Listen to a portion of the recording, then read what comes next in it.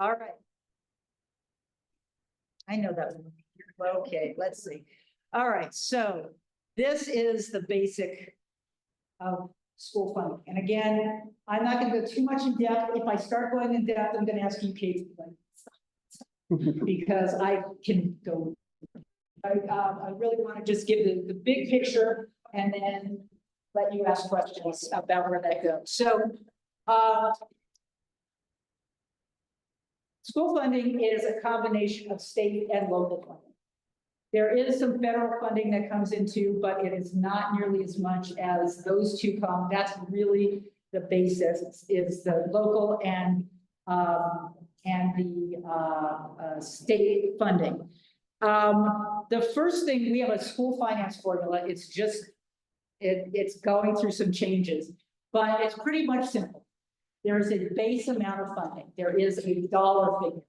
In the best of all worlds, that dollar figure would reflect what it takes for a student with no special needs in a district with no special characteristics, how much it would take to meet that student's needs to get to standards, basically. That's what base funding is supposed to be.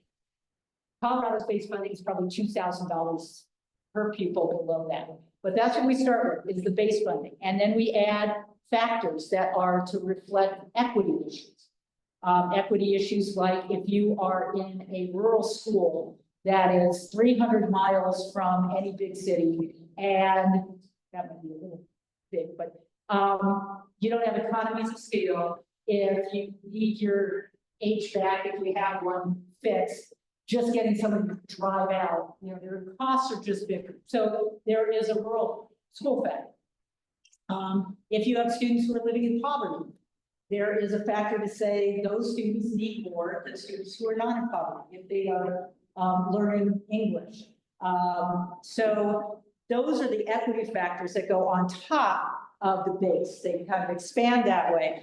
And until this year, then there was a thing called the budget stabilization factor, which we happily get to call the BS factor. And it was created back in the last recession, 2009, when there is a requirement that the state keep up with inflation, and they couldn't do it. And so they said, okay, we'll find out. Here's the base. It's historical. It grows by inflation every year. And then we add the equity factors, and then we figure out how much we have to cut off that. And the BS factor is just lop it off, just take money away from the factors. And I'll show you what that would look like. Okay, so using that, you would find out what the state, what the school finance formula says that each district is supposed to get. So it would be much higher for, say, Yuma, because it's rural and it's small schools. It's different for each district based on the students who come there, right? So then the state says, okay, we're going to, your amount is this much, District 11. You, under our formula, are supposed to get this much. So the first thing we do is say, how much are you going to raise from your local property tax? And then once you figure that out, the state says, okay, we pay for the rest.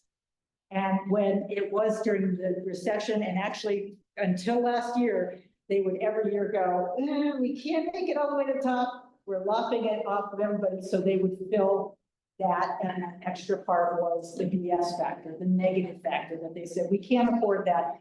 So that's the basics. It's first local, then the state backfills up to the amount that the state figured out you need. Any questions there? Make sense? Yeah. More about the Zoom meeting than what you're saying. Do you have people in your waiting room? Do you have a waiting room set up? It is not telling me. You know what? That's you, right? I'm going to make you the host. Show Okay. There. You saw a couple people saying you're having trouble getting in. Uh-oh. Now I lost myself. And the last time this happened, it took forever to find myself. Okay, so I'm going to keep talking. Let's just find us again, shall we? You guys are learning way too much about me from seeing my screen. So try to forget how many windows and how many tabs in each window.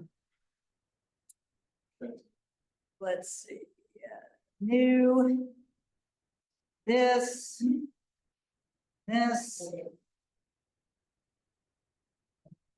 and here we are.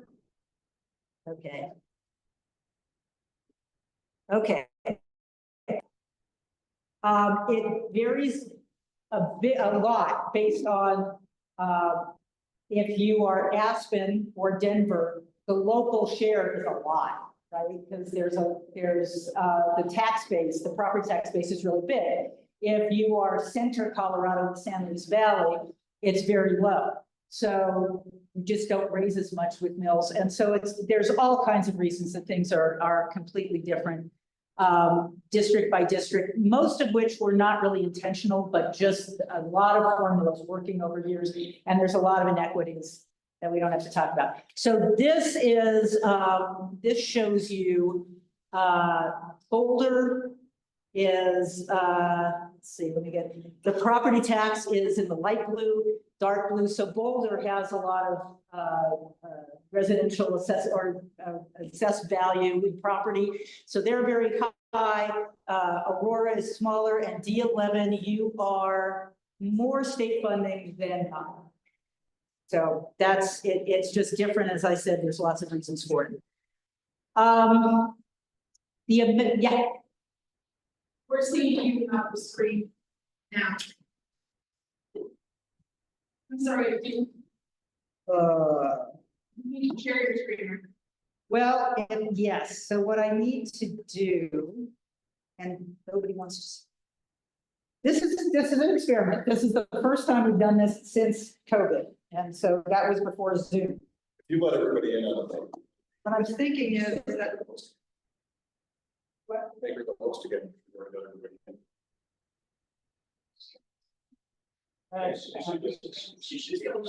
I'm gonna let you. There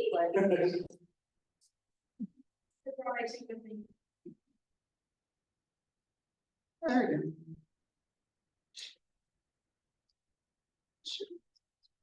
go. Yeah, I should have made you a co-host, not the host. Right. Okay, if you go share, if you make it possible for me to share now, I know. Okay. All right. Britt?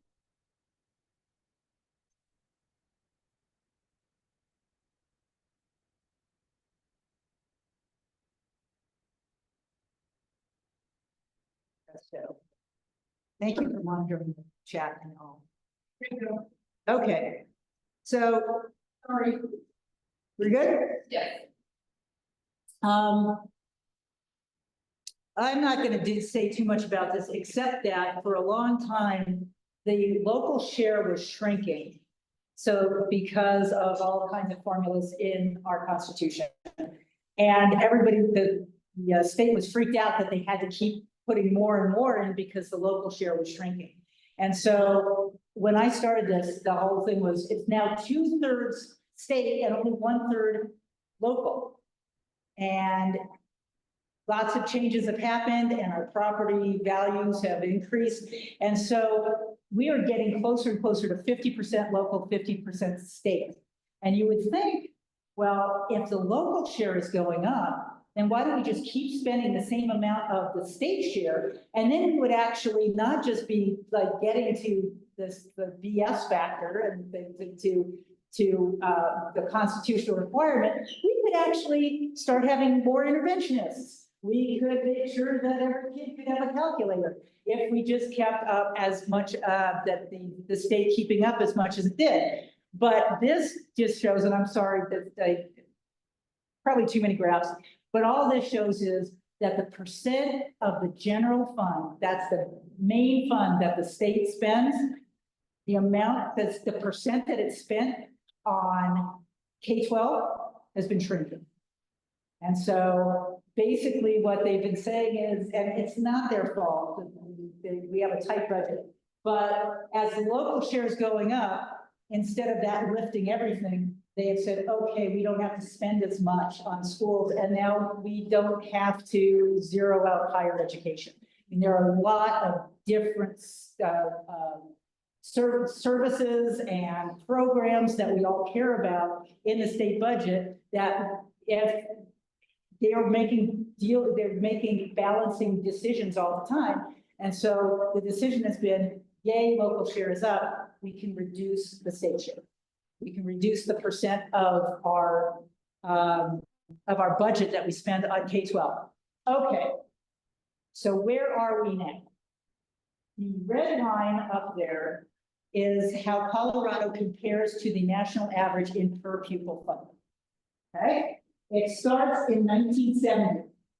Gallagher Amendment is one of those constitutional formulas that got in the way. Paper was passed in 1992. Amendment 23, which is what the constitutional requirement to keep increasing funding comes from, happened in the year 2000. And if you look, that line way across the top, that's the national average. So we went from being above the national average to absolutely tanking. And we are now 2,000 to 3,000 per pupil behind the national average, more so if you look at the cost of doing business. So it costs more to live in Colorado than in Mississippi. And so when you do those regional cost differences, it's even more. How many kids are at this school? 600. Multiply that by, let's go on the low side, 2,000. So if Colorado were getting a C, this school would be getting $1.2 million more, which you could do some stuff with, and which our counterparts in other states, they have the resources or more. So that's how Colorado compares nationally. This is the budget stabilization factor, and it's hard. The way to think about the budget stabilization factor is, oh yeah, sorry. So why do other states fund better? I mean, I know our property taxes here are very, very low compared to other states, but what are other states doing that gives them more backfill money? So the last 5 years, Colorado's economy has taken off. So you've seen what happens when the economy goes down, schools get hurt. In the last 5 years, Colorado's economy has taken off. It's one of the strongest in the country. We have given back $10 billion of revenue that's been collected under our actually nationally very low rates. I think we're at 4.55% income tax, and that is among the lowest in the nation. So our tax rates have increased. Tax revenues have, because there's more people are making more money. You know, we came back from COVID. So the revenues are doing well. People are paying more, people are going skiing. And in Colorado, there's a limit to how much we can keep. And so in these last 4 years, we've given back, it would be over a 4 or 5, let's say a 5-year period, $10 billion will be returned, because even though the state collected it, it is not allowed to spend. And that's why underneath that limit, you've got K-12 fighting with early education and foster care and corrections and public safety. It's the Hunger Games under that line, unless the voters say, okay, you can keep and spend that money. So that's from 1992, the Tabor amendment is what put those restrictions in place. The only way that you can expand the pie for the state is through either allowed tax increase or a statewide measure saying, can we keep what's coming in under our current tax rates so that we can do the following? And so far, the voters have not said yes. Either. Any other questions? There was a great question. So the budget stabilization factor, the way to think about it, that thing that they lock off is just how far below just keeping up with inflation the School Finance Act, how funded schools. So the idea, we passed Amendment 23 back in 2000 because in the 1990s, our economy was doing great, but there was not enough money to spend on schools, so we didn't keep up with inflation. So we said, okay, voters, this is what the voters did say yes to in 2000. How many of you were in the state of Colorado in 2000? That's like any natives here? Right, that's about the usual. So in 2000, we said, this is a problem. We couldn't even keep up with inflation. Let's pass something to keep money that comes in over that line. And we will fund schools for 10 years, inflation plus 1% to make up for what we did in 1990. And then after that, stay up with inflation. And that's that base number that you saw at the beginning has to grow every year. And the idea was that the factors would always be there, but then people put the BS factor. So I just, so now that we are finally at zero, you can see it was really bad in the years after the Great Recession. The economy recovered. We still had the budget stabilization factor. It got really bad in COVID. And now the legislature has worked pretty hard to get the BS factor to zero, a lot of which is because property tax revenue has increased. So we are now, because the budget stabilization factor is finally zero after 14 years when $10 billion were taken out of school. We are now at the level of 1989 per pupil funding in adjusted for inflation. That's what we're celebrating. That's what some people are calling full funding, is that we are now where we were in per pupil funding adjusted for inflation in 1989, before cell phones, before the internet, before kids needed to have computers, before some of the other issues, and before standards. So that was just when a school had to say, everybody can come and we will serve everybody, to we are committed to getting kids out on standards and testing. That's where our funding is, 1989 level. So when you hear somebody say, we're fully funding our schools, which the governor has said, because the BS factor is zero, that's BS. So one of the ways that districts have dealt with that loss of state funding and the inflation adjusted, just from the BS factor, is through mill levy overrides. And this shows you all the districts that have done mill levy overrides since the BS factor happened. And it's hard to see, but in that little outreach, that little prop section, this is D11. And all of these districts, and it was a long time coming, but D11 added a mill levy override so that you wouldn't have to deal with the full impact of all those cuts. A mill levy override is just the state says, this is what you get for the School Finance Act. And you can go up to 20, now 25% under certain circumstances above that. You can go to your local folks and say, can we just add some mills to what we pay inside the formula so that we can do X, Y, and Z? And really what they were doing was filling the hole of the BS factor. But so those are mills on top of the school funding. Does that make sense? And so you're not raising your constituents' taxes to do that mill levy, right? Are you? Yes, you are. Allocating? It is, so let's say, and I don't have the numbers. Do you know the numbers for the mill in D11 by chance? How much we get? What's, or the actual mill rate inside the formula? I should have looked it up. So that, whatever the state says is your mill, and it's set by the state, this is also really complicated. But whatever the state is saying, your mill rate is this, District 11, really this is your mill rate. Aspen is at 2, because they lose so much with just one. So once that's established, and so it's like, yeah, what you can do, then they backfill. So this is how much that mill brings in.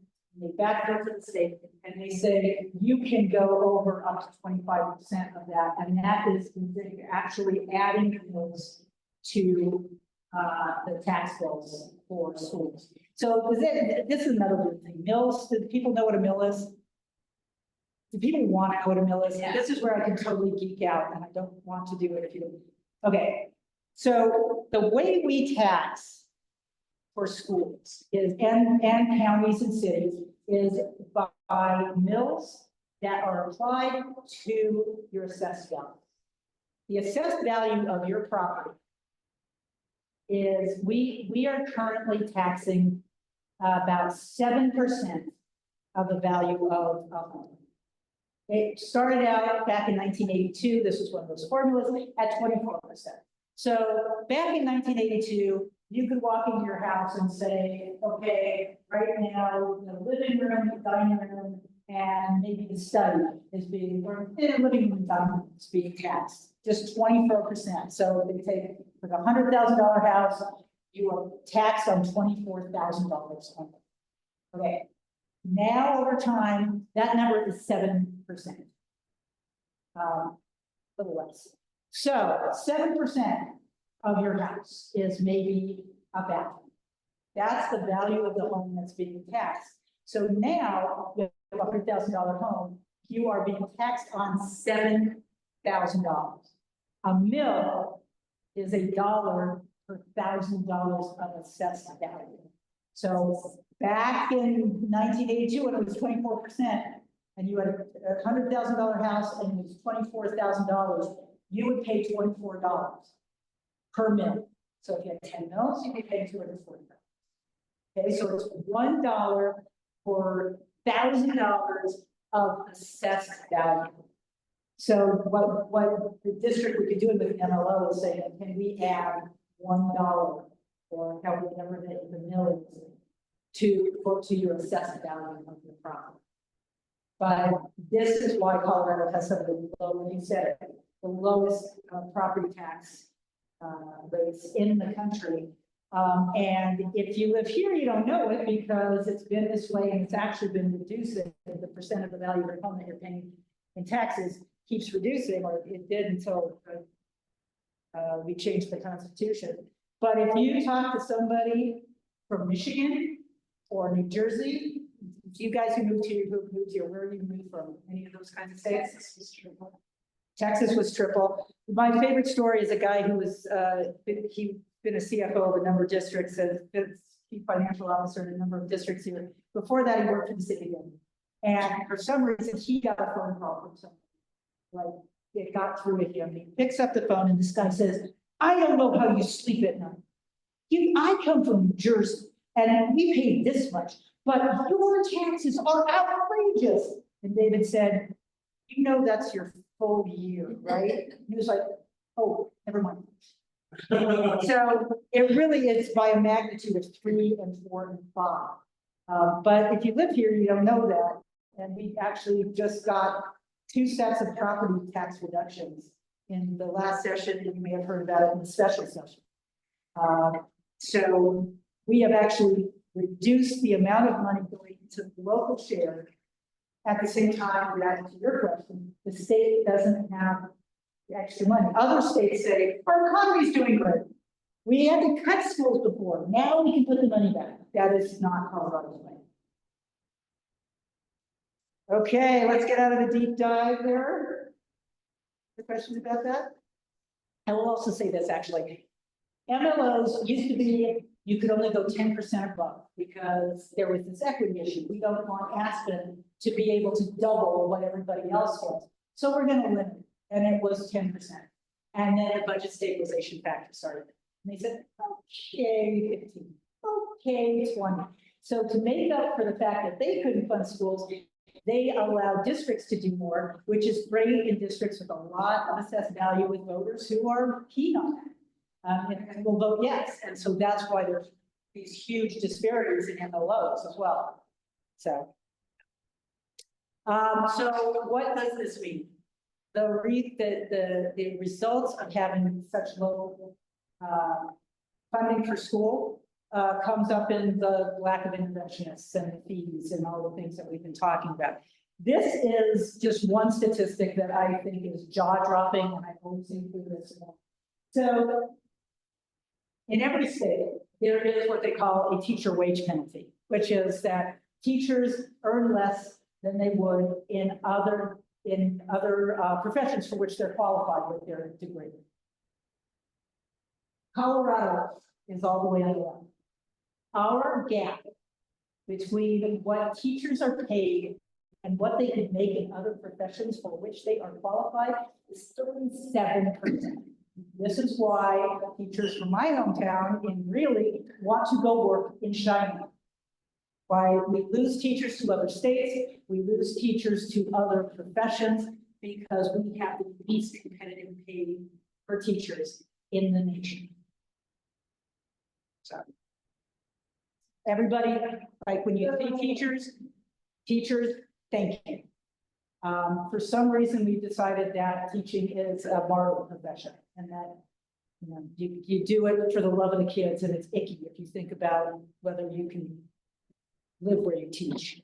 And that's one of the big things that Great Ed wants to change. Okay, so you didn't ask this, but I just have to say this. The number one question we get is marijuana money. Where'd the marijuana money go? Marijuana money is going exactly where it's supposed to go when we voted for it, which is to building. It is going to small districts that could never renovate or create a new building in their districts without help from the state. The state had never given any money to build buildings. And so it's going to what's called the Build Excellent Schools Today program. But even after thinking about that, that green, appropriately green wedge is how much marijuana tax revenue comes into the state compared to what we spend on schools. So that, you know, if you hear that question, just say it's not as much as you think, and it's going to schools, to building schools, which is what we said we wanted to do with it.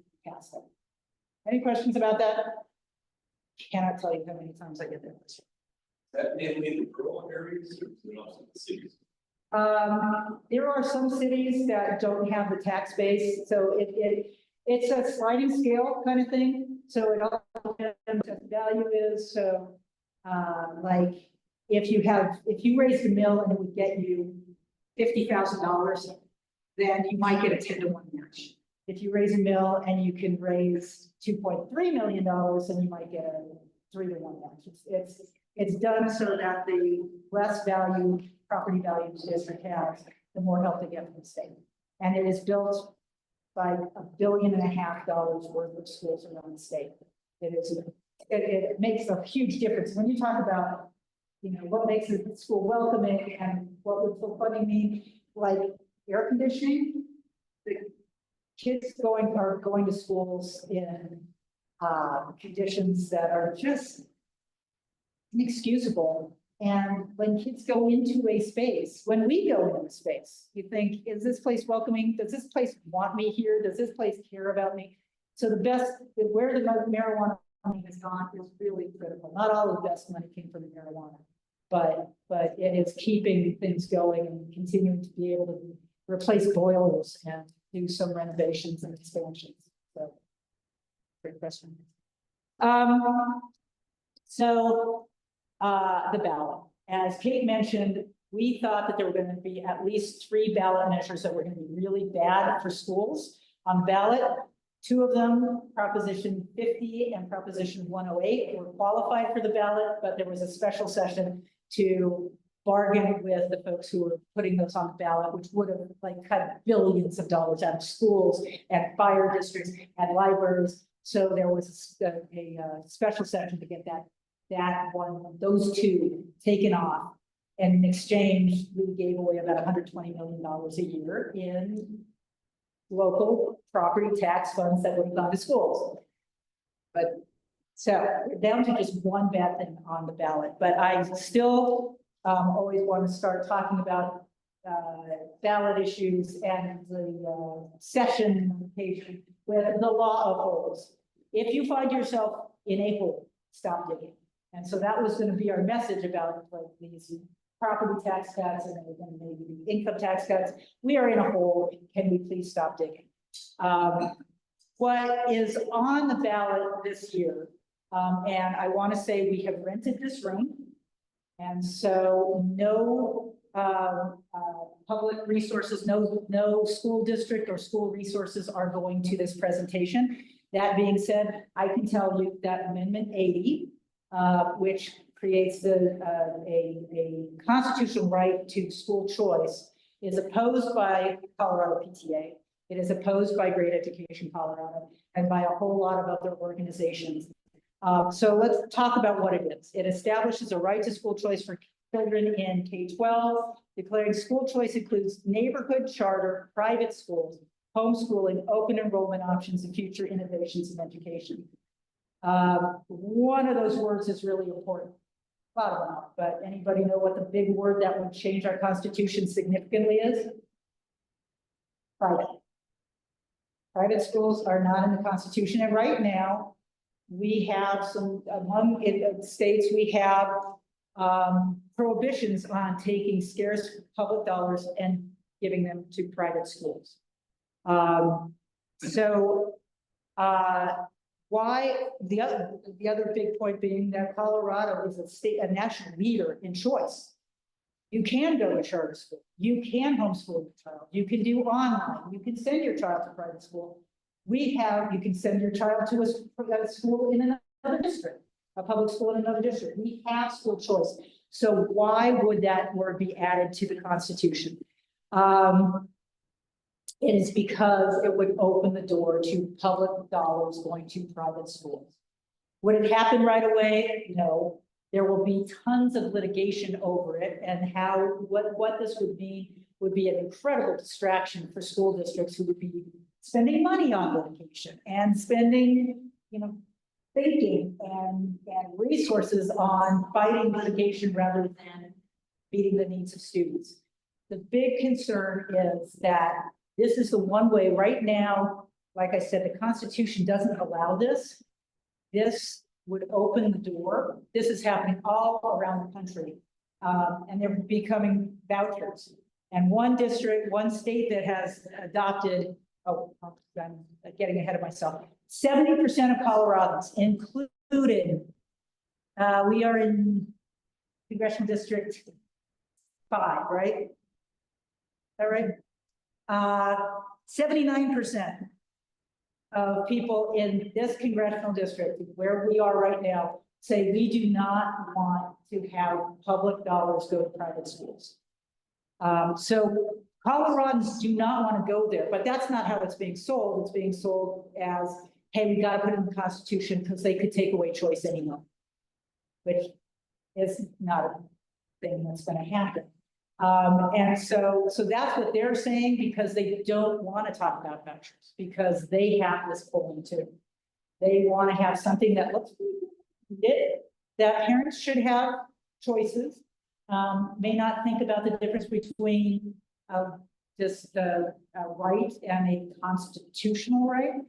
And so that's our job in making sure that people know. So Coloradans don't want to go there to vouchers. Arizona did go to this voucher. They were told that it would cost about $100 million of the people who would apply for one of these vouchers to go to a public school.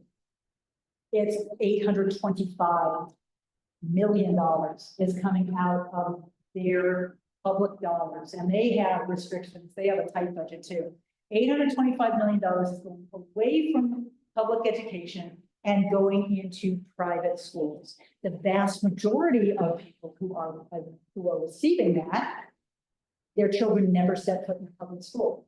They are already private school parents who get this money. And this is what $175 million is sitting in education savings of families, most of whom can afford to pay for private school already. They're holding on to this money. That's $175 million that could be paying teachers, and it's sitting in accounts. There are there's fraud. There's no accountability. I kid about the fact that they say that last thing in the right to choose innovations in education. We're putting this big word. You have a right for innovations in education, whether that means like Joe's Bar Grill and K-12 employee is an innovation in education. There's no oversight. Public schools don't have to do testing. I mean, we could put all these things in place, but this is why the door is being opened, is for Colorado to be among the states where this can happen. It's happening in Oklahoma. It's happening in Ohio, I believe Indiana, Florida. So it's a national movement. And this is the way that we can get, that the privatization movement can get started in Colorado. Because right now it gets shut down. There are voucher proposals every year in the legislature, and they get killed in the first committee. And so this is the way. So there's out of state dollars. We don't actually know where all the money is coming from to put this on the ballot and to promote it. So that is why we are opposing it, why PTA is opposing it. There's not, and as we did polling, it started off being at 49%, about 54% when you added in people, when you said no, instead of saying, when they said, I really don't know, you push one more time and say, if you had to vote today, gets to 54%. It needs to win with 55% because it's changed to the Constitution. That is a rule that we now have in Colorado. If you change, you have to win with more votes, a higher percentage, if you're going to be changing the Constitution. So we can defeat it. These are the messages that really resonated with people. Yeah. Is there a place where we can get yard signs or flyers to pass out when we're canvassing for our House District Leader and County Commissioner who do not support this? Yes, I would guess that the best way to do it is to contact your local education association, because I think that's sort of in the distribution point, not signs, but flyers.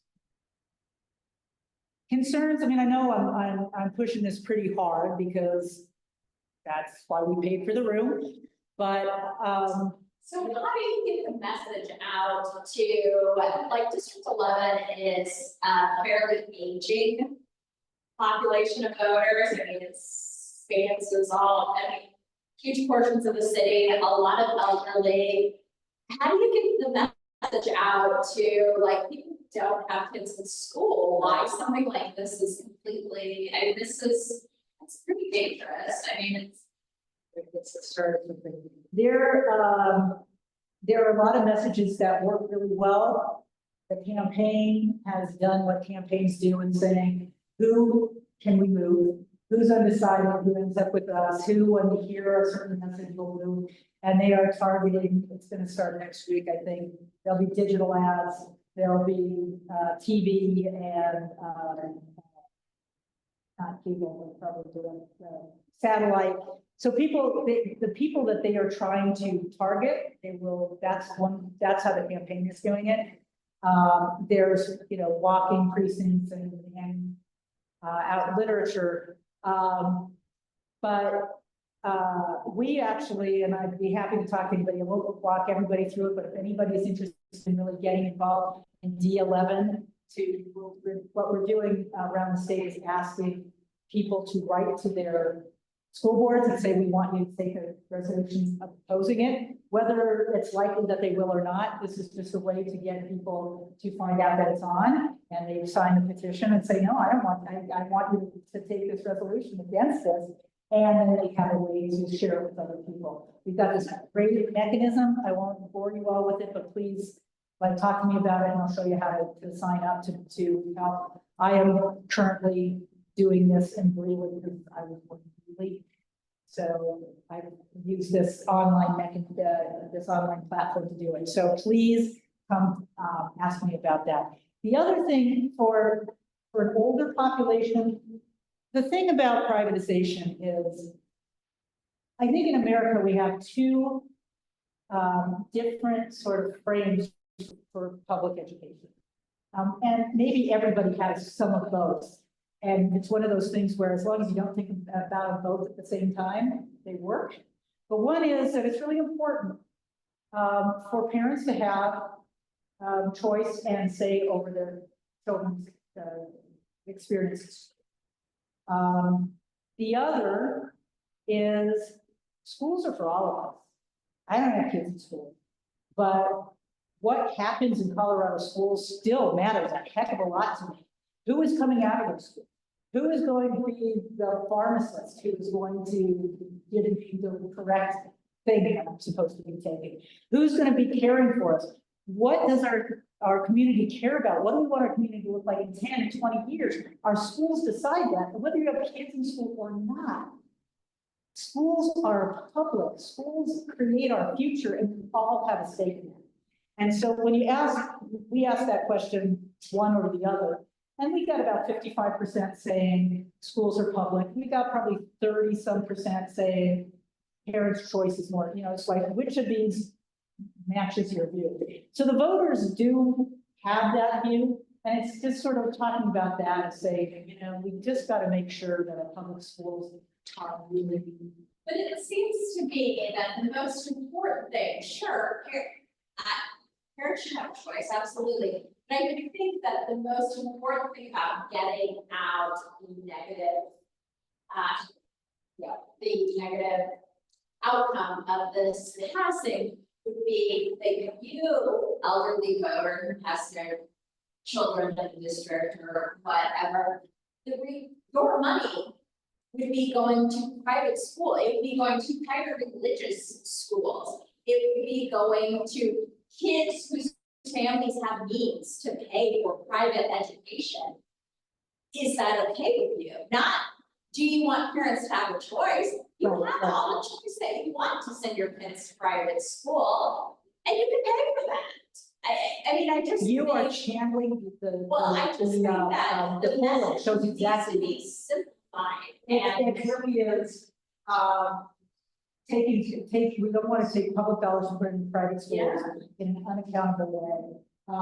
And you're right, I mean, that really is it. This is opening the door to taking public dollars and putting it in private schools. And so you're dead on, that's the message that will go out. And, I don't know who the movable middle is, if it's, that's what the campaign is doing to target the message, but all of us can do this. If you have a phone right now, you can go to, if you're on Facebook, go to Great Education Colorado. Just search for Great Ed on Facebook and just like our page, and you will get stuff or follow whatever it is that makes it more likely to get our stuff. But you can always find stuff there. The website is protectourschools.co, not .com, but .co. And that's the campaign, where you can find out what you can do to help, although I've got a little bit you can help. And then we're really excited about that. Other questions about that? Okay, do we need a break? I don't want to. We have refreshments back. Or feel free to go back there. What do y'all want? I can do this for hours. Yeah. Keep rolling. Okay, so it is not enough to stop digging. It is not enough to zero out the BS factor and call it a day. So what is full funding? We talked about it here right now, and this is this QR code is important. For the first time in Colorado history, the state of Colorado has commissioned actually 2 studies to find out what full funding of schools mean. Until now, there has been sort of this willful ignorance. It's like, we don't want to know what it would cost to do this. And finally, the state is having those studies done. They're going to come out in January. An adequacy study simply says, what are the resources necessary to ensure that all students and all their diversity and geographic diversity can meet the standards and the requirements that the state has set for those districts. And so right now what that QR code is to take the part of the study is getting community input. And so if you go there, you can be part of the study and tell the folks who are doing these studies what people think is full funding. What is the most important thing? How do you rank various priorities in spending. So that's what's gonna happen. So this, the study looks at what that base funding is that I mentioned before, that it should be what a student with no special needs and a student in a district with those special characteristics would need to meet standards. It's gonna find that. And then it's gonna also say, okay, how much more than that? What resources? It's not about the dollar figure, although that's what everybody's gonna focus on. It's like, how big should class sizes be if 80% of your kids are free and reduced lunch? And what kind of support do you need if you have gifted and talented students or twice exceptional students? What do we really need for special education to actually meet the needs of those kids? Those are, what are the resources? That's what's going to be looked at with 4 different methodologies to tell Colorado, if you're serious, if you either lower the standards or put up the money, because this is what we need. And this is a moment, 21 years I've been waiting for this and working to get that adequacy study, because it's the moment after people have been saying, you keep saying you want more money. When is it enough? And how would you know? This is how. This is how every other state who's rewritten, not every other state, but the vast majority of states do this to get the actual information about what they need to do. So, what we are working on in grade ed, it's going to roll out in November, is what we're calling our Fully Fund Our Schools campaign, where we are going to be getting people to understand, legislators to understand, voters to understand, and especially our base members, to the people who are with us, the choir who doesn't know that there's a concert coming.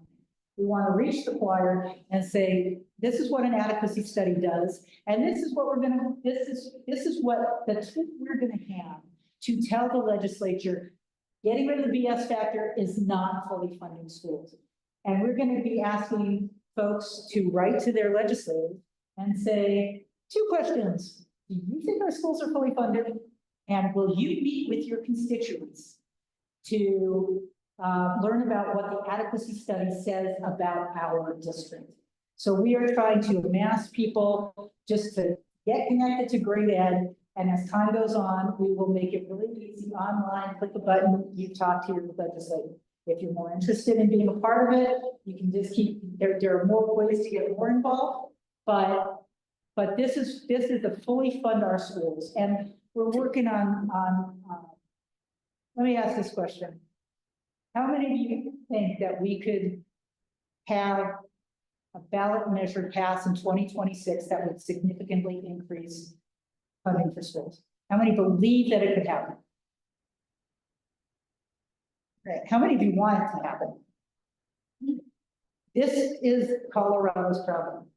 Those of us who believe in it have learned this sort of, people like their Tabor surplus checks.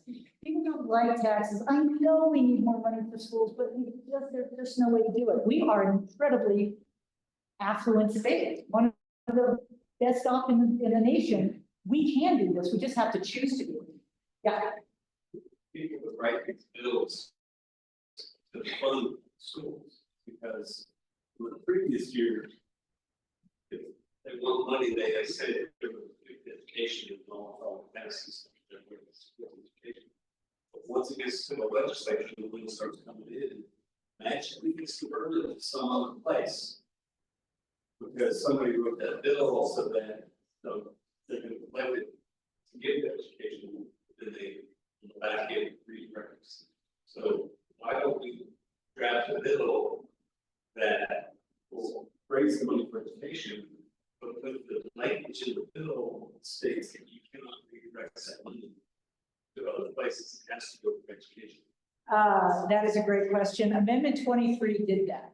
Amendment 23 said that you have to increase the amount that the state pays, except if there's the economy tanks, and they created the BS factor.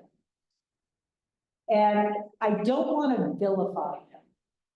If I were in the legislature and had to say, if we are going to put this $1 billion into schools that Amendment 23 required, this is back in like 2010, 11, when it got to be $1 billion below.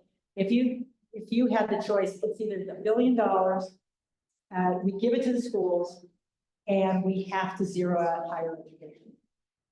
Or we have to slash public safety.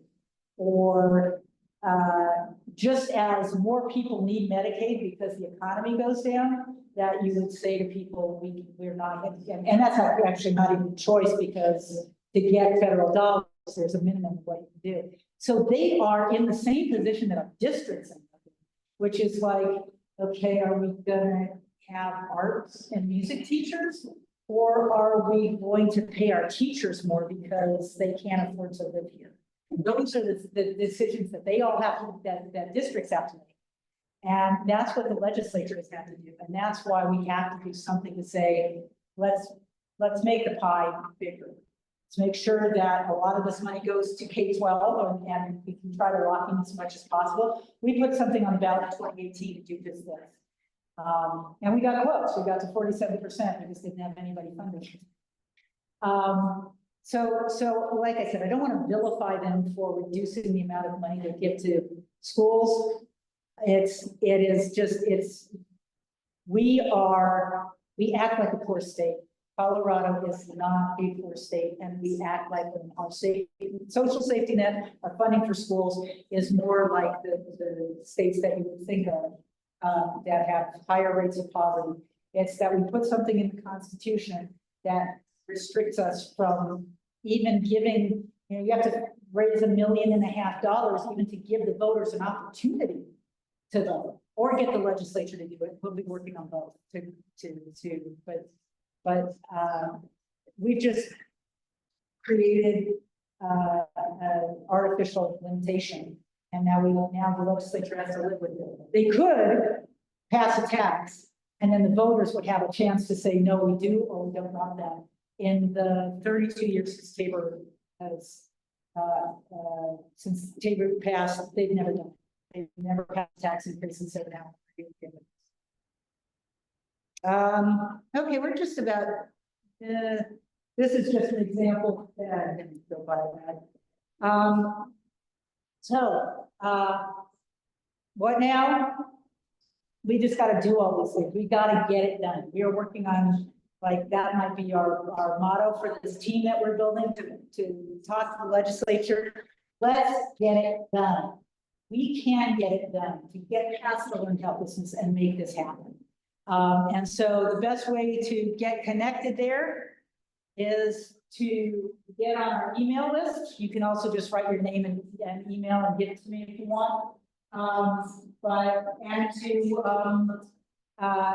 We have every second Tuesday of every month, we do, and so the next Tuesday Advocates Network, which is where we just have a lot of our folks come and learn some stuff. We listen to what's going on in the field and what people are interested in, and then we always have an action at the end. And that's it. So good things can take further. It will come in January. And we are working on creating like videos to simplify what it means, and we'll have shareable social media, etc., to make sure. What's that?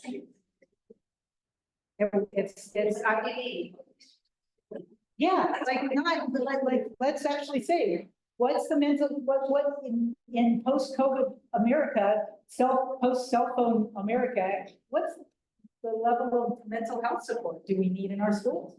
How do we make our teachers not have to be everything to everyone and let them do what they do best?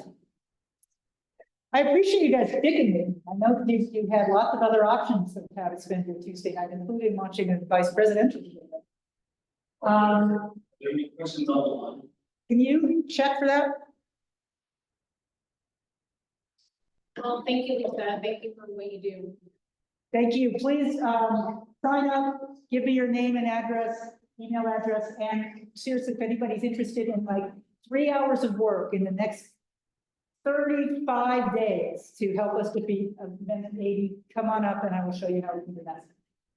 Very interesting. And can I ask you one thing, Lisa, for this? Sure. I should probably. This is almost over. Is your bed ready? Yeah, I can hear you, Sharon. Yeah, we can hear you. Okay. We did for a second there. Yeah, we did. Sharon, do you have a question? No, I'm sorry. I was talking to my son. I forgot I was unmuted. Sorry. All right, well, I think we'll close it down then. All right. Does anybody else need the QR codes before I stop? I do, Lisa, but I'm in the Okay. survey, so I don't know how to do both. Like, can I open my camera? Yeah. So when it says bottom of the list, like if this is not my most prioritized, would this be number 17? Yeah, I did it on